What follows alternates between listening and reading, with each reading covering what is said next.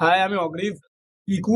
ঠিক আছে, আমি তিস্তা এই ব্যান্ড নিজস্বতা আছে এই ব্যান্ডটার। সেই জন্য আমার সাথে বহু মনোমালিন্য আছে এই ব্যান্ডটা। ঠিক আছে, তো সেসব পরের কথা। তিস্তা খুব একটা সুন্দর ব্যান্ড। ব্যান্ডের শুরু থেকেই আমি ছিলাম, এখন নেই। তো শুরু থেকে বলতে ব্যান্ডের শুরু হয়েছিল তখন আমরা এই পাড়ায় একটা সেই সংগঠন বলে একটা জিনিস হয় না, সব পাড়াতেই কোনো না কোনো পাড়ায় একটা সংগঠন হয়ে থাকে। তো সেরকম একটা সংগঠন ছিল। সেখানে 25শে ডিসেম্বর না, সরি, ওই 15ই আগস্ট, 23শে জানুয়ারি এরকম ইয়েতে অকেশনে ছোটখাটো ওই গান ফান করা হতো। সংস্কৃতি সন্ধ্যা হতো।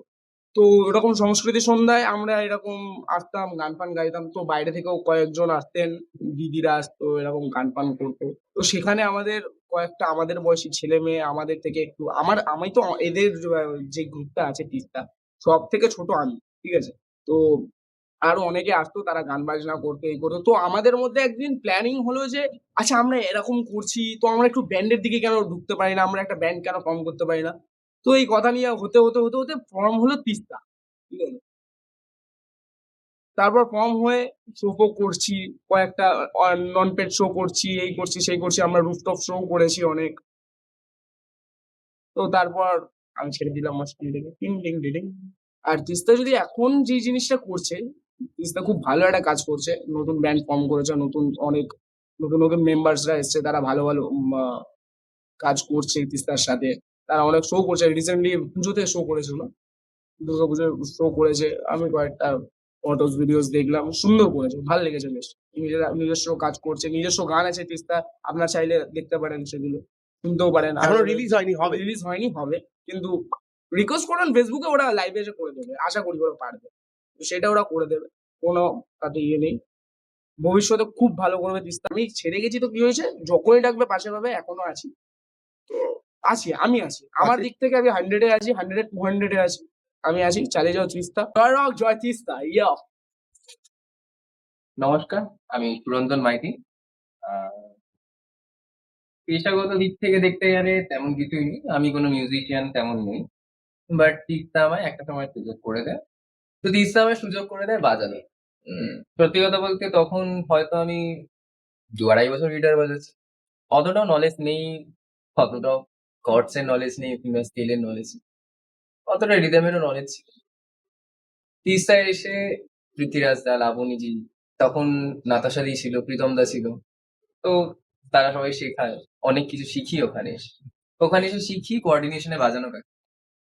5 জন মিউজিশিয়ান যখন একসাথে বাজাচ্ছে, তখন যদি সেটা গান বাজনার মতন হয়, তাহলে 5 জনই 5 জনকে কমপ্লিমেন্ট করবে। মানে সেখানে কখনোই যে সঙ্গীতটা তৈরি হবে সেটা কানে লাগার মতন নয়, সেটাই হলো আসল বাজ। যেটা আজকালকার দিনে খুবই কম দেখা যায়। তো সেটারই অল্প শিক্ষা আমি সেখানে পাই, যে কদিন আর কি থাকি। তারপর কিছু নিজ সমস্যার জন্য সেখান থেকে আর কি বেরিয়ে আসি। তিস্তা ব্যান্ডটা একটু অন্যরকম। তারা বেসিক্যালি ফোক বাংলা ব্যান্ড। তারা অবশ্যই তিস্তা একটা বাংলা ব্যান্ড, এবং তারা বাংলা গান নিয়ে গায়।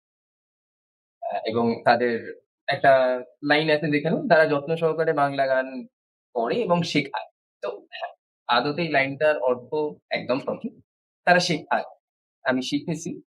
তাই এই এত কিছুর মাঝে যখন এরকম একটা ব্যান্ডকে খুঁজে পাওয়া যায় যারা যত্ন সহকারে বাংলা ব্যান্ড করে এবং বাংলা ব্যান্ডের বাংলা গান শেখায়, সেটা আমাদের কাছে খুবই বড় পাওয়া। আজকালকার দিনে বাংলা গান তবে খুব একটা কম। সেই পুরনো কয়েকটা ব্যান্ড যেগুলো চলে আসছে, তাই সেখানে নতুন ব্যান্ডের জায়গা পাওয়া খুবই কঠিন একটা বিষয় হয়ে দাঁড়িয়েছে। তাই সেখানে এরকম ভাবে লড়ে যাওয়া একটা ব্যান্ডে আর দেখতে দেখতে 3টে বছর কাটিয়ে দেবে। 3টে বছর একসাথে কাটানো মানে প্রায় 3টে যুগের মতো।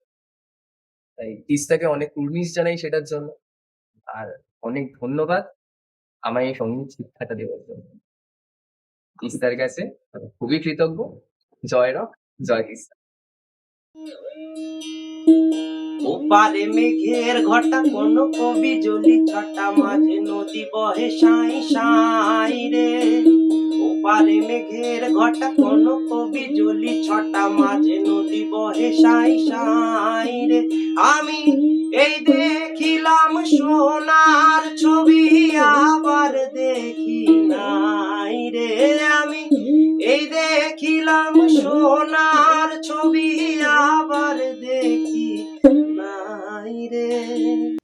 নমস্কার, আমি অনিক চক্রবর্তী। জীবনে আমার সর্বপ্রথম ব্যান্ড তিস্তা।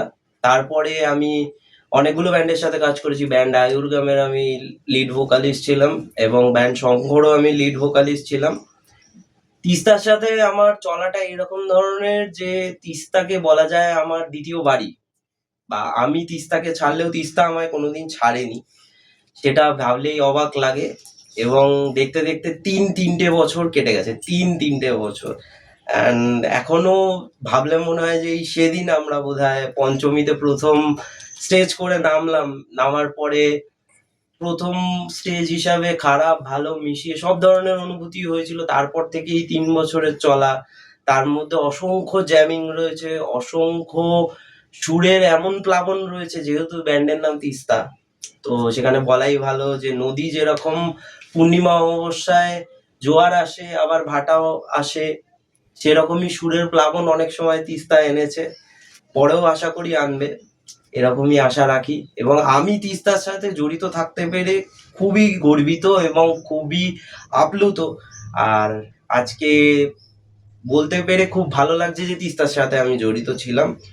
এবং তিস্তা থেকে বহু মানুষের সাথে, এমন অনেক মানুষের সাথে দেখা হয়েছে যারা সুরের সাথে জড়িত, এবং বহু এরকম গানের আসর রয়েছে যেগুলো বলবার মতো নয়, সেগুলো তিস্তার থেকেই পাওয়া।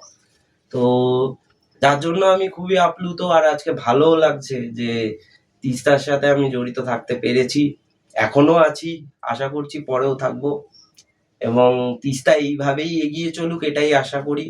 আর তিস্তার সাথে যাতে এইভাবেই জড়িয়ে থাকতে পারি, এটাও আশা করি। তো ভাবতে খুবই ভালো লাগছে যে তিনটে বছর কাটিয়ে উঠলাম, এবং এরকমই বছরের পর বছর যাতে তিস্তা এগিয়ে চলে, এটাই চাইবো। জয় রক, জয় Teesta. Hello, this is Pritam Chakraborty, former member of Tista. এখন তো সময় হয় না, এখন মিস করি ব্যান্ড কালচারটাকে, প্রচন্ড মিস করি। আর স্পেশালি মিস করি আমাদের ওই ঢাকুরিয়ার পেছনে একটি ছোট্ট বাড়িতে আমরা জ্যাম করতাম। বিভিন্ন রিহার্সাল, প্রচুর বকাঝকা। সেই মুহূর্তটাতে দাঁড়িয়ে তিস্তার আমি সব থেকে সিনিয়র মেম্বার ছিলাম, এবং অনেক অনেক মানে কি বলবো, অনেক ট্যালেন্টেড জুনিয়র মিউজিশিয়ানস এবং সিঙ্গার্স তাদের সাথে কাজ করেছি। বেশ বেশ ভালো রকমের এক্সপিরিয়েন্স। এবং আমাদের রিহার্সালের পোস্ট রিহার্সাল একটা সেশন হতো, মানে সেগুলো খুব মজাদার হতো বেসিক্যালি। আর আমার বেসিক্যালি ব্যান্ডটা জয়েন করা পৃথ্বীরাজের হাত ধরে। পৃথ্বীরাজ আমার পাড়ার জুনিয়র, অ্যাজ আই সেড। তো ওর সূত্র দিয়েই ব্যান্ডে যোগাযোগ হয় আমার, এবং তারপরে আমরা একটা শো করি, if I am not wrong, সেটা জ্ঞান মঞ্চে ছিল। And that was also a very fun moment. প্রচুর আরো আদার্স ব্যান্ডদের সাথে আলাপ পরিচয় হওয়া, এবং ইভেনচুয়ালি তাদের সাথে এখনো কন্ট্যাক্ট রয়েই গেছে। মানে যা হয়, একটা ব্যান্ড বা একটা মিউজিক কালচার সবসময় মেলবন্ধন তৈরি করে। একটা মানে যে কোনো এই ধরনের কনসার্ট বা ব্যান্ড ফেস্ট, যেগুলো আজকের দিনে প্রচুর বাড়ছে কলকাতা শহরে, সেগুলো কিন্তু প্রচুর মিউজিক্যাল কালচারটাকে এনরিচ করছে আমাদের, যেগুলো আজ থেকে 10-15 বছর আগেও অতটা হয়তো ছিল না, যেটা এখন দেখা যাচ্ছে মারাত্মকভাবে উঠছে। এবং এই জিনিসটা চলুক। আর হ্যাঁ, তিস্তাকে all the best for their upcoming endeavours. এখন দেখেই বোঝা যাচ্ছে যে সময়টা পাওয়া যায় না, অ্যাকচুয়ালি সময় হয় না। কারণ কিনা মিউজিক দিয়ে পেট চালাতে গেলে যে ডেডিকেশনটা লাগে, সেটা হয়তো আমি অন্তত কোথাও না কোথাও ল্যাক করেছি, একটু ভয় পেয়েছি। কারণ মনে হয়েছে যে বাড়ির দায়িত্ব, সংসারের দায়িত্ব ধরে রাখতে গেলে ব্যবসাটা আলটিমেটলি ধরে রাখতে হবে। ব্যবসা করতে করতে ওই রিহার্সালের মাঝখানে 14 বার ফোনের থেকে যেটাকে ভালোবাসো সেটার ইন্টারাপশন যাতে না হয়, তাই ভালোবাসাটাকে তাকে তুলে রেখেছি। আপাতত মাঠে নেমেছি এইসব করার জন্য। বাট আশা করি কোনোদিনও সময় পেলে আবার ফিরবো, আবার গান বাজনার মধ্যে থাকবো। টুকটাক গুনগুন, টুকটাক বাজনা এখনো চলে, কিন্তু প্রফেশনালি চলে না, বা রেগুলার বেসিসে যেটা একটা প্র্যাকটিস হয় সেই অনুযায়ী চলে না। আহ, এই এই নিয়েই যা বলার। আর একটাই কথা শেষ অবধি বলবো, জয় রক, জয় তিস্তা।